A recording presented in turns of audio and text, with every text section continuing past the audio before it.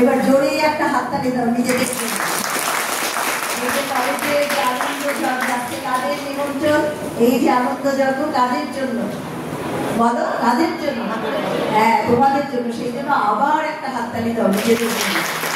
আর আমাদের একজন অভিভাবক অলরেডি বলে গিয়েছেন, তাই না, যে তোমরা যে এই পর্যন্ত আসতে পেরেছো সেজন্য কিন্তু তাদের শ্রম ঘাম, তার তোমাদের এই পথে আসার জন্য যত রসদ জোগানো সবটাই কিন্তু করেছেন আমাদের অভিভাবকরা। তাদের জন্য এবার একটা জোরেই হাততালি দাও। এরপর দেখো, একটু আগেই যে তোমাদের স্যার বলে গেলেন যে বেসিক সায়েন্স, এই বেসিক সায়েন্স এটাই হলো তোমাদের ভিত্তি। পরবর্তীতে যে তোমরা ডাক্তার হবে বা তোমাদের বেসিক জিনিসপত্রগুলি শেখাবো আমরা, আমাদের সেই বেসিক সায়েন্সের টিচারদের জন্য একটা হাততালি হয়ে যায়। ডাক্তার অমিতা ম্যাডাম, আমি ডাক্তার চন্দনা সরকার, ওই পাশে আছে ডাক্তার হানিফ হাওলাদার স্যার, আমাদের জন্য আরেকটু জোরে হাততালি দাও। এইবার তোমাদের ডেন্টাল ইউনিটের স্যারদের জন্য একটা হাততালি দাও। এখন তোমাদের প্রশ্ন জানতে পারো যে কেন এত হাততালি দেওয়া হলো, কেমন? তোমরা অনেক সময় ধরে বসেছিলে, কেমন? বসো, এখন আবার বসো। এবং তোমরা অনেকেই, আমি খেয়াল করলাম এখানে বসে বসে, যে তোমরা অনেকেই কিন্তু আসলে কথাবার্তাগুলো শোনো নাই, বসে বসে ফোন চাচ্ছিল তোমরা। আমি একদম কিন্তু আমি দেখো তোমাদের নাম জানি না, বাট আমি কিন্তু আইডেন্টিফাই করে ফেলছি। এই যে ফোন টেপাটেপি এইগুলো কিন্তু একদমই ভালো না। তুমি যখন কেউ বক্তব্য দেবে সেটা কিন্তু তোমাকে ভালো করে শুনতে হবে, কেমন? তুমি যদি ভালো শ্রোতা না হও কখনোই ভালো বক্তা হতে পারবে না, কেমন? যে আমরা সবসময় উপদেশ দেই যে তোমরা ভালো চিকিৎসক হওয়ার আগে ভালো মানুষ হবে। কিন্তু এবার আমি দেখলাম যে আমাদের যে দুই শিক্ষার্থী, ছেলে এবং মেয়ে দুজন আসলো, তারা কিন্তু নিজেরাই বললো যে আমরা ভালো চিকিৎসক হওয়ার আগে ভালো মানুষ হতে চাই। এই জন্য তাদের জন্য আবার একটা হাততালি দাও। তোমরা যখন হতে চাইবে ভালো মানুষ, কেমন, তখনই কিন্তু ভালো মানুষ হওয়া সম্ভব। আমরা যতই চাই না কেন, কেমন, আমরা তো অনেক কিছু চাই তোমাদের কাছে, কেমন, বাট তোমরা যখন চাইবে যে হ্যাঁ আমি ভালো মানুষ হব, আমি ভালো ডাক্তার হব, কেবলমাত্র তখনই তোমার পক্ষে ভালো মানুষ এবং ভালো ডাক্তার হওয়া সম্ভব, কেমন? তো বারবারই ছাড়া বলে গিয়েছে যে আমাদের এখানে কাজটা কি, প্রতিবার এই শপথ বাক্যটা আমি পাঠ করাই যে আমাদের প্রথম কাজ, আমার সাথে সাথে বলো, পড়া। দ্বিতীয় কাজ জোরে লেখা। তৃতীয় কাজ পরীক্ষা দেয়া। চতুর্থ কাজ ভিডিও দেখা, এডুকেশনাল, অন্য ভিডিও না, টিকটক না, কেমন?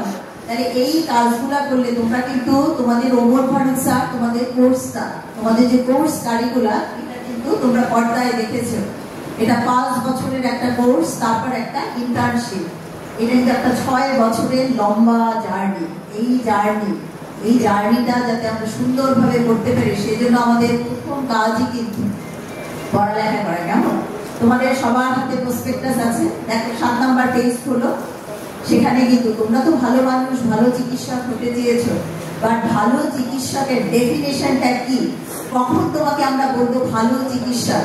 দেখো 7 নাম্বার পেজে অবজেক্টিভসে লেখা আছে কিন্তু যে qualified, skilled, compassionate, dedicated and ethical doctors. এই প্রতিষ্ঠান চাচ্ছে এখান থেকে তোমরা যখন ডাক্তার হয়ে বেরোবে, প্রথমেই হবে কোয়ালিফাইড, নাম্বার 2, আমার সাথে সাথে বলো আমরা কেমন ডাক্তার হতে চাই। Number 1 qualified, number 2 skilled, number 3 compassionate, number 4 dedicated and number 5 ethical doctors. এখন দেখো এই যে কোয়ালিফাইড এন্ড স্কিলড, এটা নিয়ে আমাদের কোনো রকম কোনো সমস্যা নেই। পৃথিবীর সব ডাক্তাররা যে বই পড়ে আমরাও মোটামুটি সেই বইগুলি পড়ি, তাই স্কিলেও কোনো সমস্যা নেই। এবং আমি মনে করি পৃথিবীর অন্য দেশের ডাক্তারদের থেকে আমাদের স্কিল বেশি। একটু আগে আমরা কিন্তু সবাই মাইলস্টোন স্কুল অ্যান্ড কলেজে যে হতাহতের ঘটনা ঘটেছে, যারা মারা গিয়েছেন, আমরা তো তাদের জন্য দোয়া আশীর্বাদ করেছি। বাট দেখো এই যে ক্রাইসিস মোমেন্টটা, এটা আসলে কারা সামনে দিয়েছে এবং এখনো সামলাচ্ছে? কারা? আমাদের ডাক্তার। এবং আমি আরো গর্বিত, আমার ডাইরেক্ট স্টুডেন্ট ডাক্তার শাওন বিন রহমান। আজকে কিন্তু আমি সকালবেলা কলেজে এসে ফেসবুক খুলেই দেখলাম যে সে ট্রলিও টানতেছে, কেমন?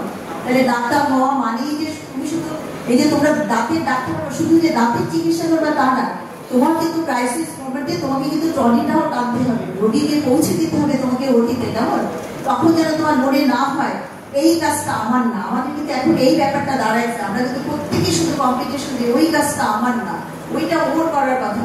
বাট এইভাবে আমরা করলে কিন্তু আমরা এগোতে পারবো না। কেমন? সব কাজের দায়িত্বই আমাদের সবাইকে নিতে হবে। তাই আমি যেটা বলছিলাম যে স্কিল অ্যান্ড কোয়ালিফিকেশন, এটা নিয়ে আমাদের কোনো সমস্যা নেই। বাট পরের যে 3টা পয়েন্ট বললাম, compassionate, dedicated and difficult doctors, এই 3টা পয়েন্টই কিন্তু সব জায়গায় গন্ডগোল। আমাদের দেশে ডাক্তারদের সম্পর্কিত অনেক কমপ্লেন, আমাদের যে সমস্ত অভিভাবকরা এই যে এখন গর্বিত যে তাদের ছেলেমেয়েরা ডাক্তার হতে যাচ্ছে, বাট ওনাদেরও যে খুব বেশি ভালো ধারণা আমাদের সম্পর্কে, ব্যাপারটা কিন্তু তা না। এবং সমস্ত অভিযোগই যে আমাদের বিরুদ্ধে মিথ্যে, ব্যাপারটা তেমনও না। আবার সব অভিযোগ যে সত্যি সেটাও না। সাংবাদিকরা অনেক কিছু বেশি করেও লেখে, কেমন? বাট এইটা কিন্তু সত্যি, আমাদের মধ্যে ইথিক্স, কম্প্যাশন, ডেডিকেশন এগুলি কিন্তু সত্যি সত্যি খুব কমে আসতেছে। বাট এখানে নাই আমার সেই সহকর্মীরা, আমি তোমাদের দেখাতে পারতাম যে তাদের ডেডিকেশন, আর যে মানে নাই ওনারা, আমি তাদের বলতে পারতাম যে সারা বলে গেল না যে ডিপ্রেশনে এখন তোমরা ভোগো, সত্যি কিন্তু তাই। আমাদের কিন্তু অনেক ছেলেমেয়েরা ডিপ্রেশনে ভোগে। আমি একজনকে দেখাতে পারি, ডাক্তার প্রবীর স্যার আপনি একটু দাঁড়িয়ে ছেলে মেয়েদের উদ্দেশ্যে হাত নাড়েন। এই দেখো প্রবীর স্যার, ডেডিকেশন কাকে বলে আমি বলি। দেখো কালকে স্যার আমাকে ফোন করছেন, কিন্তু ওনার ফিজের কোনো স্টুডেন্টের জন্য না, আমার ফিজের স্টুডেন্টের জন্য যারা অ্যানাটমি ফেল করতেছে।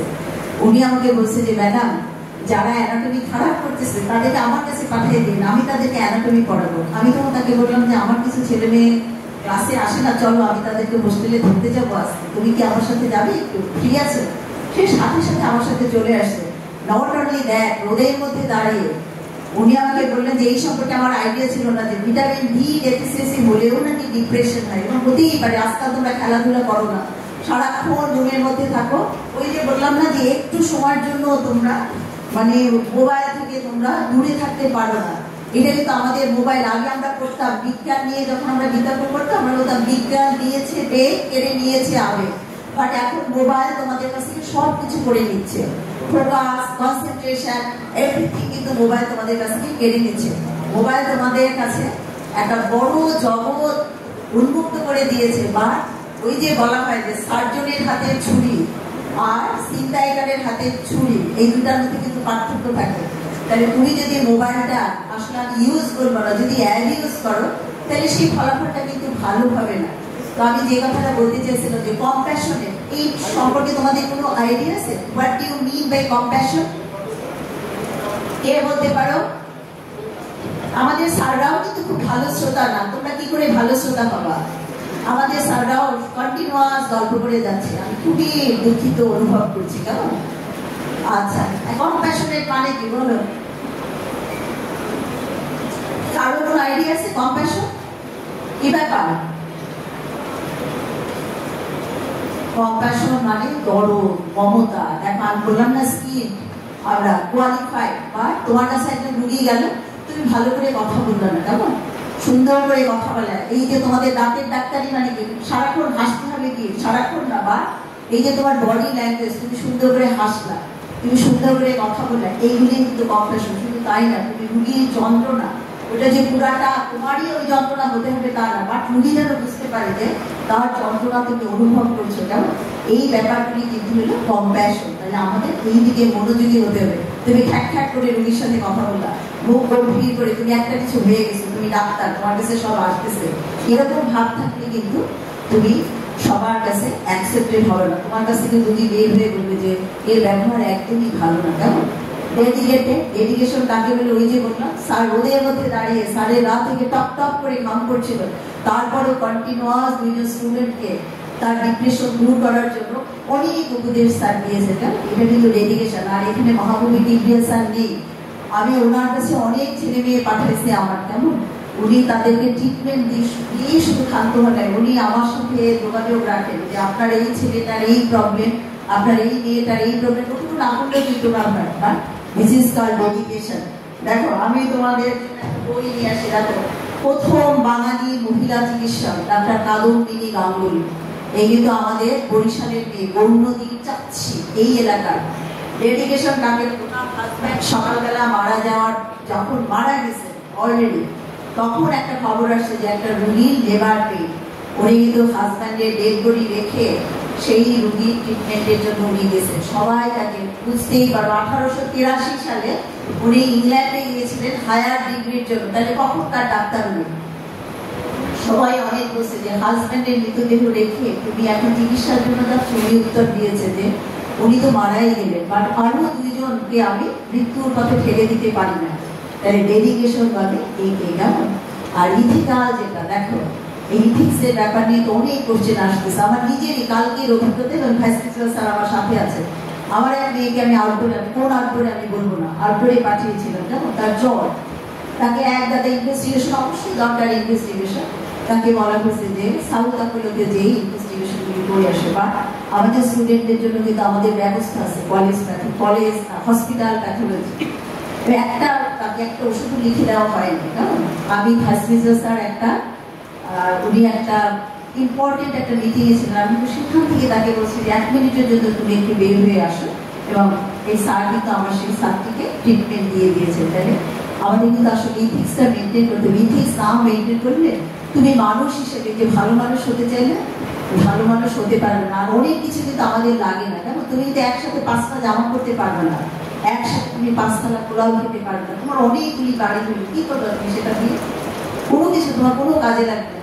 একটা টাইমে এসে তুমি দেখবা যে এগুলো কোনো রকম কোনো ভ্যালু নেই, কারণ মানুষ তোমাকে কিভাবে ইভ্যালুয়েট করবে, তুমি কতটা ভালোবাসা তোমার রোগীর কাছ থেকে, তোমার ছাত্রছাত্রীর কাছ থেকে পেলে, সেটাই তোমার জীবনের অর্জন।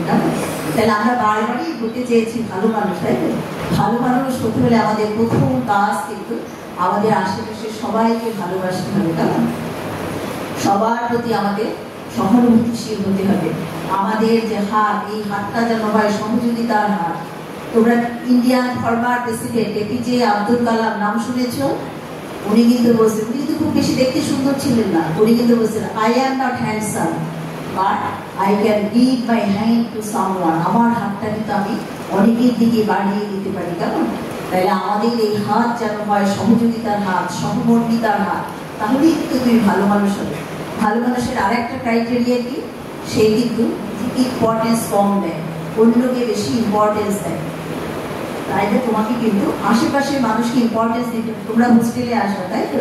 তোমরা কিন্তু অনেকেই, আমি যদিও হোস্টেলের কেউ না, বাট আমার কাছে আসে, এই লাইট জ্বালাই রাখতে করতে পারে, ও জোরে পড়ে। শুধু তাই না, আবার আরো খারাপ লাগছে কালকে ছেলেদের হোস্টেলে যেটা মেয়েদের হোস্টেলে আগে দেখতাম, ছেলেরা পর্দা টানায় টানায় খোপের মতো বানায় গেছে। এইটা কি? ছেলেদেরও আমি দেখলাম, যাকে আমি ওদের রুমে ঢুকি নাই, পর্দা টানানো। এই পর্দা টানানো, এইটা কেমন কথা? আমরা ভাগ হতে হতে, আমরা আলাদা হতে হতে আমরা কত আলাদা হবো, এত প্রাইভেসি কি? মানে একটা রুমের মধ্যে আমরা একটা উপন্যাস করতাম, এটা কার ছিল আমার লেখাটা ভুলে গেছি, ঘরের মধ্যে ঘর, তোমাদের ছোট্ট একটা রুম, তার মধ্যে আবার তোমরা রুম বানিয়ে নিচ্ছ। তার মানে কি তুমি কারোর সাথে মিশতে চাচ্ছ না? তুমি যদি না মেশো, তাহলে তুমি কারোর সাথে যদি কথা না বলো, তুমি তো তাইলে বডি ল্যাঙ্গুয়েজ এটা তো তুমি রিড করতে পারবে না। সব কথাই যে আমাদের এই যে আমরা বলি verbal communication and non verbal communication, কেমন?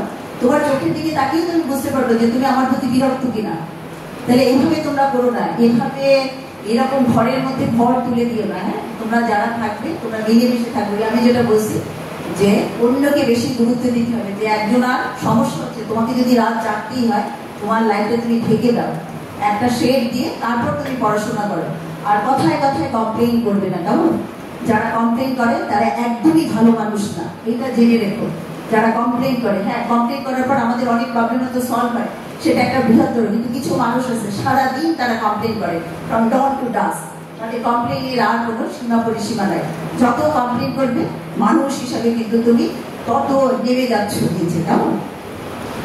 আর যে দেখো, এই যে বলছিল যে একজন অভিভাবক, যে মাদ্রাসার শিক্ষক স্যার কিন্তু বলে গেছেন যে তোমরা অনেক বড় ডাক্তার হবে, কেমন? অবশ্যই আমাদের এই উপমহাদেশের একজন মনীষী, উনি তো বলছেন যে you can do anything and everything, all the potential. হ্যাঁ, তোমার মধ্যে সব কিছু আছে, তুমি চাইলে তুমি কিন্তু আসলে you can do anything and everything. এখন চয়েস ইজ ইয়োর্স, তুমি ভালো হবে নাকি তুমি খারাপ হবে। তো আমি তো চাইবো আমার প্রত্যেকটা ছেলে মেয়ে ভালো চিকিৎসক হবে এবং ভালো মানুষ হবে। তোমাদের হানিফ স্যার অলওয়েজ ফেসবুকে লেখালেখি নিয়ে ব্যস্ত থাকে, কেমন? তাহলে দেখো, স্যারের একটা লেখা পেয়েছিলাম গত বছর, উনি রাতের বেলা ওনার বাসার দিকে যাচ্ছিলেন, খুব সুন্দর একটা স্মেল, ফুলের গন্ধ পাচ্ছিলেন, তখন উনি খুঁজে খুঁজে যে দেখে ছোপের মধ্যে একটা হাসনাহিনা ফুল ফুটে গেছে, একটা হাসনাহিনা গাছ। তাহলে দেখো, তুমি যখন ভালোভাবে হাসনাহিনা ফুলের গন্ধ কিন্তু স্যার হেঁটে যে ছোপের মধ্যে যে দেখে আসে যে গন্ধটা কোথা থেকে আসতেছে। But at the same time যখন সিটি কর্পোরেশনের ট্রাকটা আসে, তখন আমরা কি করি, নাকটা বন্ধ করে দৌড় দেই ওইটার কাছ থেকে। তুমি এখন বুঝে দেখো, তুমি হাসনাহিনা ফুল হবে নাকি সিটি কর্পোরেশনের ময়লার ট্রাক হবে। তাহলে তুমি যখন ওরকম হাসনাহিনা ফুল হবে, ফুলের গন্ধ যেমন বাতাসে ভেসে বেড়ায়, তোমার যখন এরকম কোয়ালিটি হবে, তখন কিন্তু তোমার চারপাশের মানুষ তোমার কাছ থেকে যখন হাঁটবে, তোমার মুখের দিকে তাকাবে, তাদের কিন্তু অন্যরকম ভালো লাগায়, তাদের মন ভরাট হয়ে যাবে। তোমাদেরকে আমি প্রতিবার বলি, দেখো রজনীগন্ধার স্টিক তোমাদেরকে দেওয়া হয়েছে কেন বলো তো? একজন একটা মেয়ে বলো, তোমাদেরকে কেন আমরা ফুল দিয়ে বরণ করি? দেখে এই মেয়েটা, এই যে মেয়েটা দাঁড়ো, হ্যাঁ বলো, কেন আমরা ফুল দিয়ে বরণ করি? তোমাদেরকে কি মনে হয়?